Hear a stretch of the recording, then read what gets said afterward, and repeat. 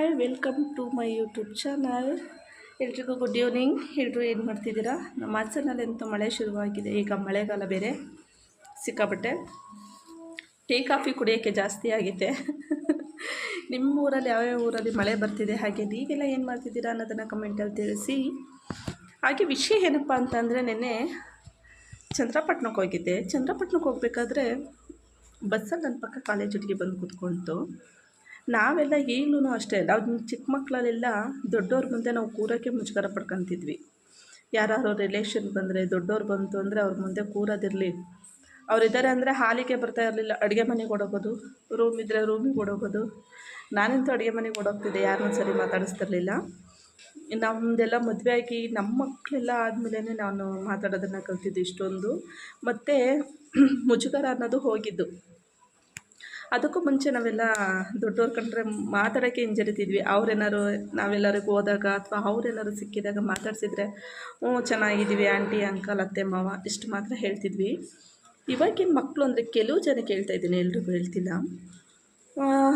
ನನ್ನ ಪಕ್ಕದಲ್ಲಿ ಒಬ್ಬರು ಹುಡುಗಿ ಬಂದು ಕೂತ್ಕೊಂಡ್ರು. ಏನು ಸೆಕೆಂಡ್ ಪಿ ಯುನ ಅಥವಾ ಡಿಗ್ರಿನೇ ಇರ್ಬೋದು, ಫಸ್ಟ್ ಇಯರ್ ಅಷ್ಟೇನೇನೆ. ಮೊಬೈಲ್ ಇಟ್ಕೊಂಡಿತ್ತು. ಅವಳು ಅಲ್ಲಿಂದ ಹಾಸನಿಂದ ನನ್ನ ಜೊತೆನೇ ಚಂದ್ರಪಟ್ಟಣದವರೆಗೂ ಬಂದು ಅಲ್ಲಿವರೆಗೂ ಬರೋವರೆಗೂ ಕಾಲ ಮೇಲೆ ಕಾಲು ಹಾಕ್ಯಂಡೆ ಕೂತ್ಕೊಂಡ್ಳು.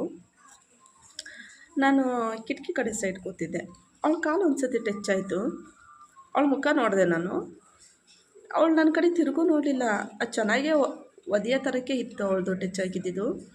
ನಾನು ಅಪ್ಪ ಏನಪ್ಪ ಈ ಮಕ್ಕಳು, ನಮಗೆ ಈಗಲೂ ನೀವು ನಂಬ್ತಿರೋ ಬಿಡ್ತಿರೋ, ನಮ್ಮೂರ ಕಡೆ ಎಲ್ಲ ಹೋದರೆ ಅಥವಾ ನಮಗೆ ಗೊತ್ತಿರೋರು ಯಾರು ಸಿಕ್ತು ಅಂದರೆ, ಗೊತ್ತಿರೋರೇ ಇರಲಿ ಗೊತ್ತಿಲ್ದೇ ಇರಲಿ, ಈಗ ನಾವು ಹೊರಗಡೆ ಇದ್ದೀವಿ, ಸಿಟಿ ಕಡೆ ನಾವು ಬಾಡಿಗೆ ಮನೇಲಿದ್ದೀವಿ ಅಂತಂದರೆ ಇಲ್ಲಿ ಅಕ್ಕಪಕ್ಕದವ್ರನ್ನ ಆಂಟಿ, ಅಜ್ಜಿ, ತಾತ ಅಂದೇ ಮಾತಾಡ್ಸೋ ಅಭ್ಯಾಸ ಇದೆ. ಬಟ್ ಈಗಲೂ ನಮ್ಮ ಮನೆಗಳಿಗೆ ಅಜ್ಜಿ ತಾತರಿಗೆ ಯಾವ ಥರ ಬೆಲೆ ಗೌರವ ಕೊಡ್ತೀವಿ, ಅದೇ ಥರ ಹೊರಗಡೆ ಜನಕ್ಕೂ ಕೊಡ್ತೀನಿ ನಾನು. ಮಾತಾಡ್ಸೋದನ್ನು ಹಂಗೆ ಇರ್ತೀವಿ. ಅವ್ರ ಮುಂದೆ ಜೋರಾಗಿ ಮಾತಾಡೋದಾಗಲಿ, ಬುದ್ಧಿವಂತರ ಥರ ರಿಪೀಟ್ ಹೇಳೋದಾಗಲಿ ಮಾಡೋದೇ ಇಲ್ಲ ನಾವು. ಅಂಥದ್ರಲ್ಲಿ ಹೋಗಿದ್ದೆ ಹೆಣ್ಮಕ್ಳು ಕೆಲವೊಂದುಗಳಿದ್ದಾವೆ, ಅಹಂಕಾರ, ಸ್ಕೋಪ್ ಅನ್ನೋದನ್ನು ನತ್ತಿಗೇರಿಸ್ಕೊಂಬಿಟ್ಟಿರ್ತವೆ ಮೈ ತುಂಬ. ಅದು ಸ್ವಲ್ಪ ಏನಾರು ಒಂಚೂರು ಚೆನ್ನಾಗಿತ್ತು ಅಂತಂದ್ರೆ ಮೈ ತುಂಬ ಹರಡಿರುತ್ತೆ ಅವರಿಗೆ ಸ್ಕೋಪು ಅನ್ನೋದು. ಅದು ಯಾಕೆ ಹಂಗಿರುತ್ತೆ ಕಣೆ ಗೊತ್ತಿಲ್ಲ. ಕೆಲವು ಮಕ್ಳು ಹಂಗಿರಲ್ಲ, ತುಂಬ ಡೀಸೆಂಟಾಗಿರ್ತವೆ. ಈಗಲೂ ಅದೇ ಥರ ಮಾತಾಡ್ತವೆ ಕೆಲವು ಮಕ್ಕಳಂತೂ ಅತಿಯಾಗಿ ಆಡ್ತವೆ. ನಾವು ಮದುವೆ ಆಗಿರೋರಿಗೆ ಏನೂ ಗೊತ್ತಿರಲ್ಲ ನಿಜವಾಗ್ಲೂ. ನಾವು ಇನ್ನೂ ಕಲಿಯೋಂಥ ತುಂಬ ಇದೆ.